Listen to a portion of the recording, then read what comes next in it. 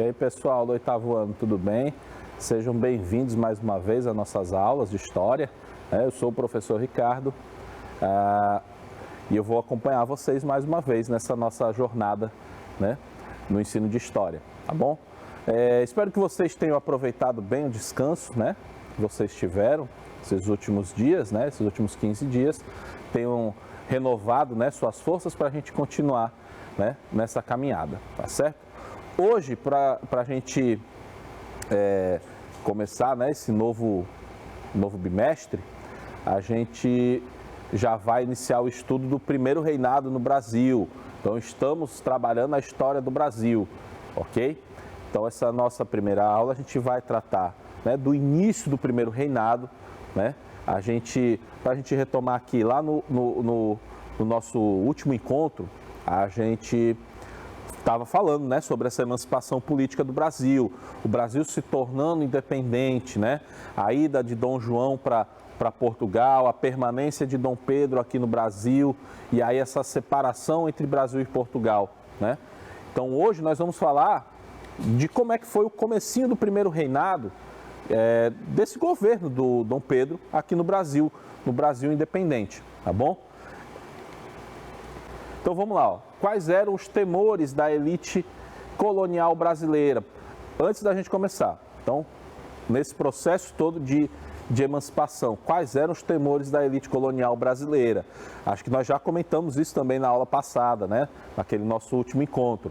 A preocupação central era evitar o confronto armado e a mobilização popular. Atenção aí para essa ideia, a mobilização popular. Então, o projeto de independência do Brasil, ele exclui totalmente essa mobilização popular. Então, lá desde o começo, quando Dom João se exigia o retorno dele para Portugal, e ele vai aconselhar o filho dele, Pedro, é o seguinte, você vai ficar. Você vai ficar e se tiver que ter independência, você é que comanda o processo. Por quê? Porque assim você não vai passar para a mão dos brasileiros, né, o governo, né, dessas terras. Então aí já tem a questão, ó, a participação popular, a mobilização popular, ela não era uma coisa que era aceita por essas elites, tá bom? Então a ideia era evitar totalmente isso aí, evitar inclusive o confronto armado. Então, por isso que muitas vezes a gente fala, a independência do Brasil foi um processo muito pacífico, não teve, já nós vamos ver que não foi também tão pacífico não. E a gente vai já ver isso aí, né? Mas se tem essa ideia, né, foi muito tranquilo, não teve derramamento de sangue, não teve guerra, não teve nada. O Dom Pedro foi lá nas margens do Ipiranga, gritou independência ou morte, todo mundo fala, tá bom, independência, beleza, estamos independentes. Não foi bem assim, né? Até porque a gente vivia num país de dimensões continentais, com interesses muito diferentes dessas elites mesmo e do povo em geral, bom? Então, além, né, é muito mais, o processo todo foi mais complicado do que parece, tá bom? Então, vamos lá, ó, Dom Pedro era a liderança, dentro dessa ideia, era a liderança que faria a independência uma ruptura sem confrontos. Então, a ideia era deixar mesmo na mão do Dom Pedro, porque aí não teria esse confronto, né?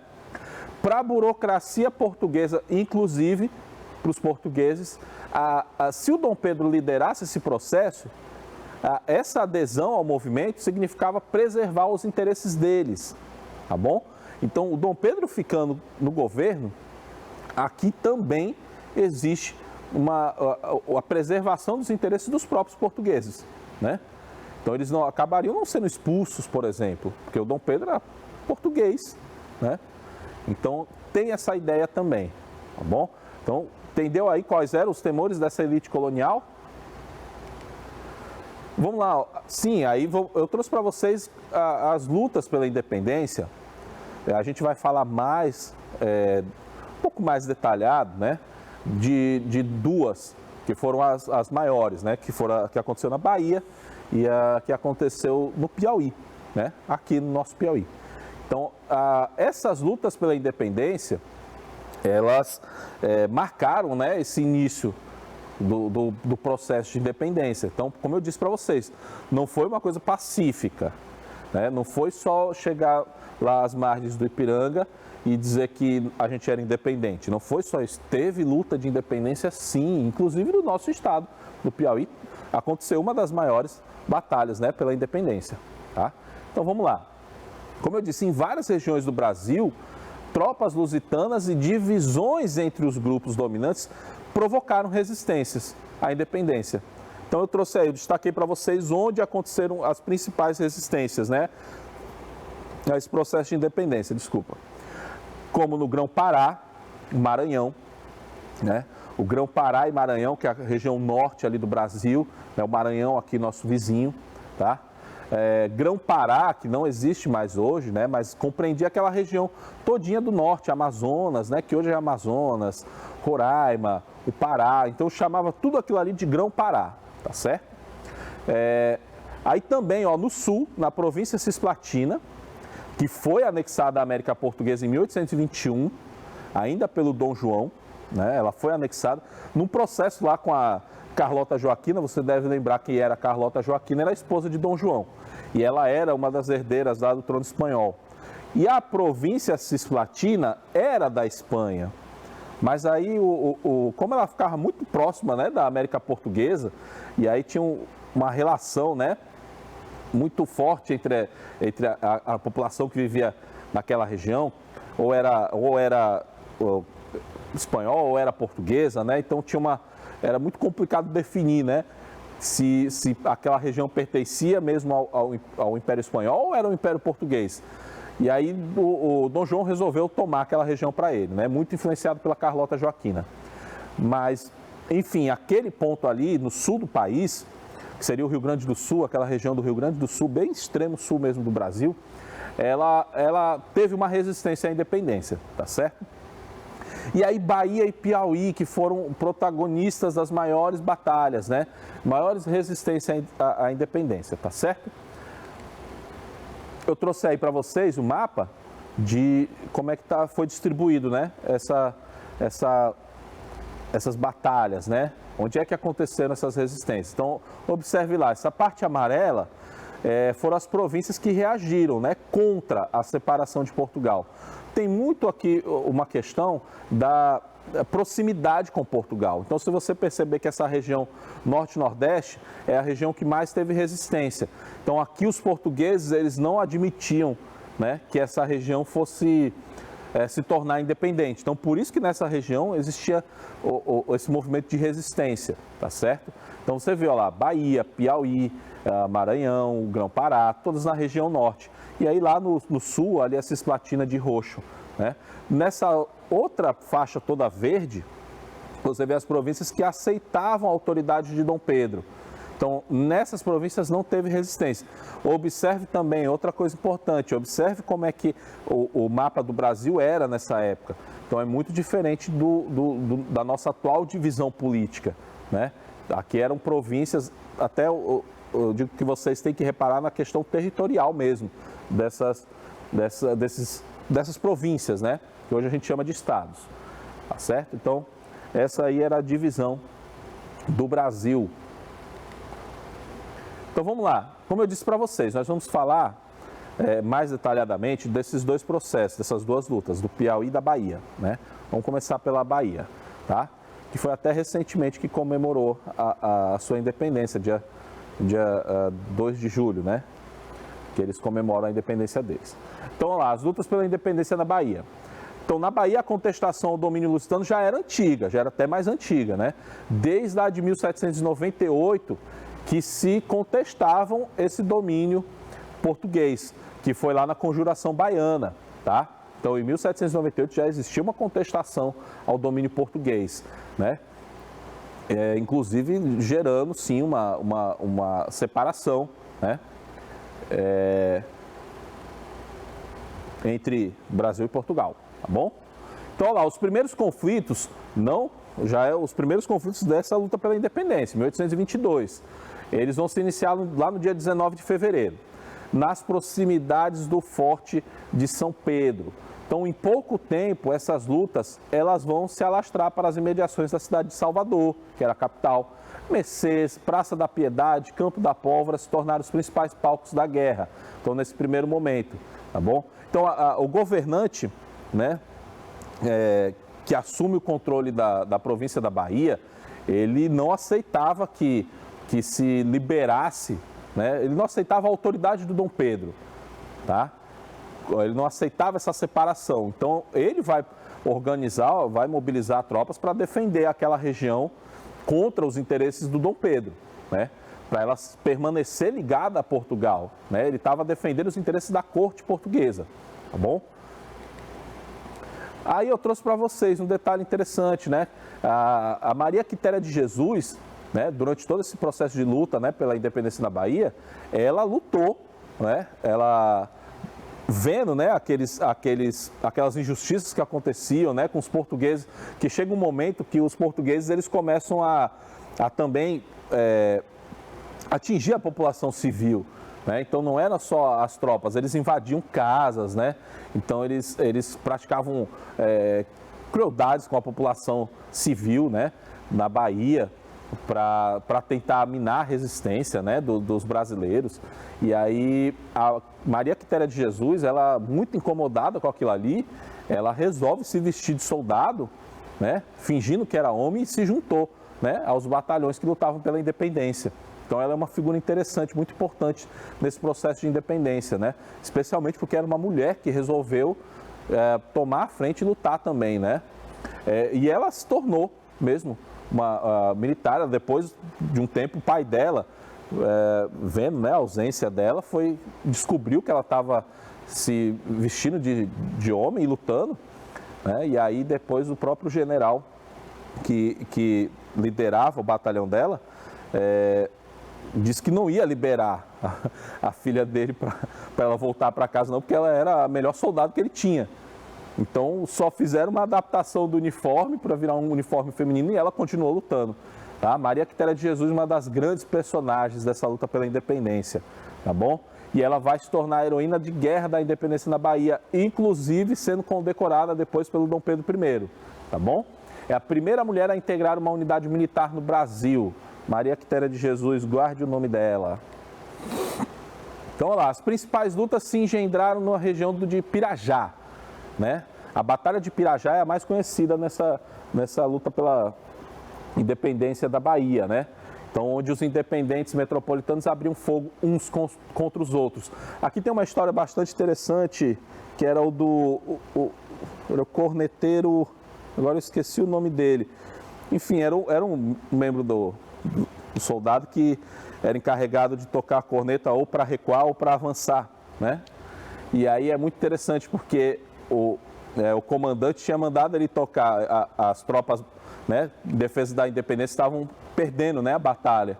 E aí o coronel, né, pede para ele, toca aí a corneta para a gente recuar, para todo mundo recuar. E ele faz exatamente o contrário. Então, não, começou a tocar a corneta para todo mundo ir para avançar. E nessa coisa de avançar, os portugueses pegaram, calma aí, eles estão tocando a corneta para avançar, quer dizer que tem mais gente ainda para a gente lutar. E aí quem recuou foram os portugueses. Olha só que história louca, né?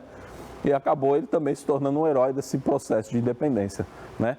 Então, devido aí, a eficaz resistência organizada pelos defensores da independência e o apoio de tropas lideradas pelo militar britânico, outro fator importante, o Thomas Cochrane, as tropas fiéis a Portugal acabaram sendo derrotadas em 2 de julho de 1823, tá certo?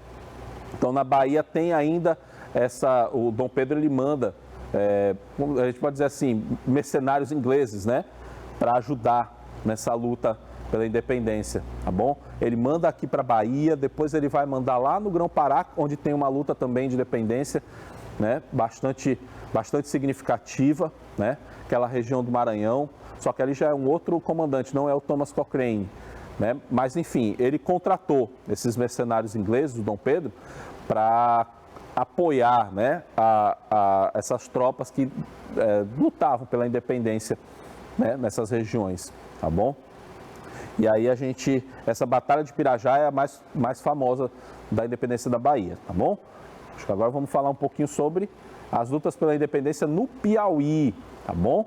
Então elas começam com a formação de uma junta governativa leal a Portugal, que levou a disputas entre separatistas e conservadores. Então, no momento da independência, se forma uma junta governativa que se declara fiel a Portugal, né? E aí, lógico, tinha muitas pessoas que eram contra isso, que queriam a adesão, né, à independência, que aceitavam sim a autoridade de Dom Pedro e queriam o país independente de Portugal. Vai começar esse processo de independência no Piauí, ele começa lá em Parnaíba, tá? Era o Leonardo Castelo Branco, se eu não me engano, que é o primeiro a declarar a independência lá na vila de Parnaíba, né? As principais aí vilas são Parnaíba, Campo Maior e Oeiras, que era até a capital nessa época. Essas vilas eram contrárias às decisões de Portugal. Então ali começam as resistências, né? Não, aqui nós não vamos aceitar.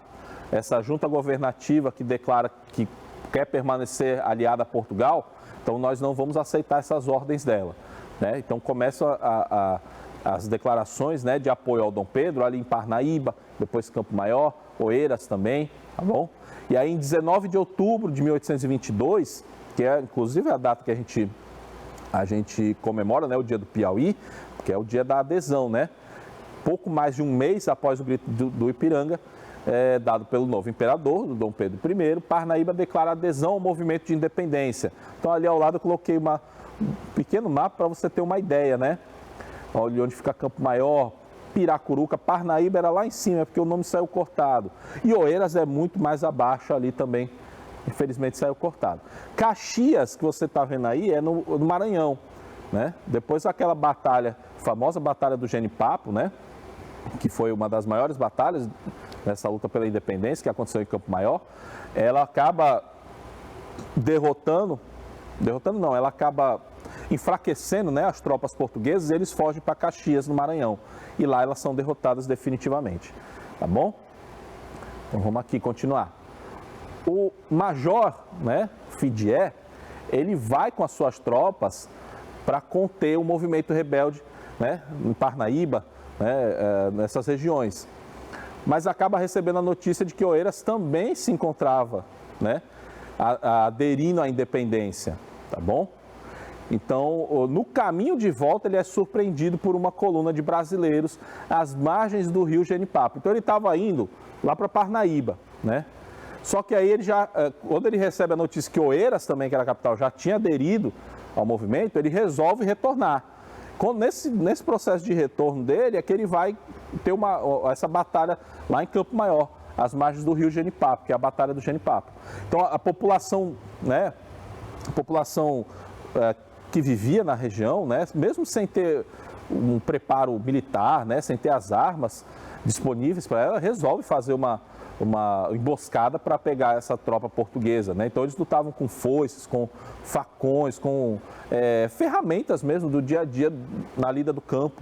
Mesmo assim, eles provocaram um enfraquecimento enorme dessas tropas portuguesas, né? Então aquilo ali foi definitivo para minar a resistência deles na região, tá bom? Então, no dia 13 de março de 1823, ocorre a Batalha do Genipapo, né? Que configura um dos momentos mais importantes do processo de independência brasileiro, tá? Inclusive tendo a adesão, né, de nativos, né, da região do Ceará, indígenas, né, da região do Ceará também vão para lá para fortalecer essa luta, né? Olha lá, apesar de terem perdido, os brasileiros conseguem debandar, levando suprimentos de guerra portugueses e com isso os enfraquecem, né? As tropas portuguesas são obrigadas a recuar para o Maranhão e os rebeldes piauienses acabam conseguindo dominar a província, tá certo? Então aí são as duas principais lutas da Bahia e do Piauí. Agora vamos aqui falar um pouquinho sobre a organização política do novo Estado, né? Sobre a questão da Constituição, que também é muito importante, tá? No comecinho desse processo de independência do Brasil, né? A elaboração de uma nova Constituição, novas leis. Um país independente precisa de leis, tá? E aí tem um embatezinho aí chato nessa elaboração da Constituição, tá bom? Então vamos lá, nessa imagem aí você vê o Dom Pedro sendo coroado, tá? Como o primeiro imperador do Brasil. Então vamos lá, ó. Em maio de 1823 foi formada uma Assembleia Constituinte. essa Assembleia era composta por 90 deputados e qual era a sua função? Era criar uma nova Constituição para o país independente, tá certo? Então essa Assembleia Constituinte seguiu o projeto do Antônio Carlos de Andrada, sim, irmão de José Bonifácio, tá? Era irmão dele, então o projeto era um projeto dos Andradas. Qual era esse projeto? Subordinação do Poder Executivo e das Forças Armadas ao Poder Legislativo. Então aqui não podia ser absolutista. O Poder Executivo ele não podia estar acima dos outros, né? E muito pelo contrário, o Poder Executivo tinha que estar subordinado ao Poder Legislativo, né? Que era controlado pelos brasileiros, pela elite brasileira. A adoção de eleições censitárias, o que isso quer dizer? Que os eleitores e candidatos deveriam comprovar renda se eles quisessem participar do processo político. Então, ou sendo eleitor ou sendo candidato, ele tinha que ter uma renda X para poder participar do processo político. Então, eram eleições censitárias, não existia democracia, não é como hoje, pessoal. Então, você vota mesmo livremente, sem ter, não precisa comprovar a renda. Naquela época, quando era para ser elaborada a Constituição, tinha que comprovar a renda para votar. Esse era o projeto do Antônio Carlos de Andrada, tinha esses dois pontos aí. Só que em 1823 ainda, o Dom Pedro ele não concorda, especialmente nesse ponto onde ele diz o Poder Executivo tem que se subordinar ao Poder Legislativo. O Poder Executivo era ele, então ele tinha que se subordinar ao Poder Legislativo, que eram os deputados. E aí ele não aceita isso aí, manda fechar a Assembleia. Ele junta depois, né, um Conselho de Estado para elaborar uma nova Constituição. Inclusive vai determinar a prisão desses deputados, né? Incluindo os irmãos Andrada, olha só, incluindo os irmãos Andrada. Essas medidas afastaram a elite agrária brasileira do imperador, tá? Que então se reaproximou dos setores lusitanos. Isso aí vai levar a ele a impopularidade que ele tinha conquistado lá até o início da independência do Brasil, né? Então, lá, a Constituição Imperial, essa aí que foi feita por esse Conselho de Estado, né, que eram 10 membros que o Dom Pedro escolheu para fazer esse texto, né, da Constituição, ela é outorgada em 1824, ou seja, ela é imposta. Então aqui, diferentemente do que era para acontecer quando se reuniu aquela Assembleia Constituinte, né, em 1823, ali seria votado o texto da Constituição. Então as leis elas estavam sendo ali discutidas com todo mundo. Isso aqui sim, vamos colocar no texto. Não, isso aqui não está certo, vamos debater, vamos votar aqui essas leis democraticamente. O Dom Pedro, ele acaba com aquilo ali. Então ele disse, não vai ter nada disso aí não. Eu vou juntar aqui 10 pessoas que são meus amigos, a gente vai fazer o texto e aí a gente vai impor. Por isso que a primeira Constituição brasileira, que é a Constituição Imperial de 1824, ela é outorgada, tá bom? Ela é imposta, ela não foi promulgada. Porque se ela tivesse sido promulgada, aí sim teria tido esse processo de democracia, né? Ela teria sido votada. Não foi o caso aqui da nossa primeira Constituição brasileira, de 1824, tá certo? As principais medidas determinadas por essa Constituição de 1824, já dá uma olhada ali na imagem, porque a imagem também é muito significativa. Ali você vê Dom Pedro segurando uma moça, né, seminua, e ali embaixo você vê alguém, né, uma pessoa tentando agarrar a perna dela, mas tem uma cobra entrelaçando o braço dele, tentando entrelaçar a perna dessa moça, né. Essa aí é uma representação, né, do que seria, né, o novo Estado brasileiro. Dom Pedro era o governante, o Brasil era essa moça seminua. Então ele está ali para proteger ela, tá? Então essa era a imagem que Dom Pedro gostaria de passar. E ali embaixo você vê, era como se fosse assim, as pessoas que queriam mal ao Brasil, tentando agarrar ela, né? Então tentando seduzir ela. Tá bom? Então ali o Dom Pedro era como se fosse o salvador da pátria. Essa era a imagem que queria passar. Essa é uma gravura da época, tá bom? Então as medidas determinadas, vamos lá para nós encerrarmos nossa aulinha de hoje. são o estabelecimento de uma monarquia hereditária, né? Então, a partir daquele momento, o Brasil era uma monarquia hereditária, tá? Os filhos de Dom Pedro que seriam os sucessores dele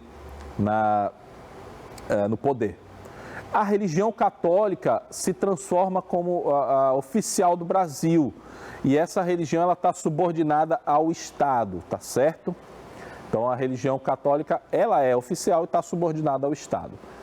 Outra coisa importante sobre a organização do Estado, ele estabelece 4 poderes, diferente do que a gente estava... Lembra que a gente estava estudando lá sobre a divisão dos 3 poderes, executivo, legislativo, judiciário? O Dom Pedro, ele cria mais um poder, que seria o poder moderador. Esse poder moderador, ele vai ter, vamos dizer assim, poder sobre os outros 3, tá certo? Então, tudo tinha que passar por ele para ser aprovado, tá? Então, ele, no final das contas, ele tinha, além do poder executivo, que era propriamente dele, ele cria o poder moderador para mediar as decisões dos outros poderes, tá? Por último, como é que seriam as eleições no Brasil? Seriam eleições censitárias, como eu já falei, dependendo da renda da pessoa, e indiretas, tá bom? Não seriam eleições diretas como são hoje, né? Você escolhe seus representantes, não era. Você escolhia pessoas que iriam escolher um representante, tá bom? Então era um processo todo indireto, ok? Vamos encerrando, né? Mais uma vez trouxe aí para vocês uma mensagem agora do Benjamin Franklin, né? Quem não quer ser aconselhado não pode ser ajudado. Também muito oportuno esse pensamento do Benjamin Franklin. Então, quem não quer ser aconselhado não pode ser ajudado, tá certo? Depois o Dom Pedro vai sofrer disso aí, ok? Então, é isso, nós encerramos, tá? Nossa aula, espero que vocês tenham gostado. A gente tá aqui junto com vocês, viu? Para a gente aprender. Então, um grande abraço e até a próxima.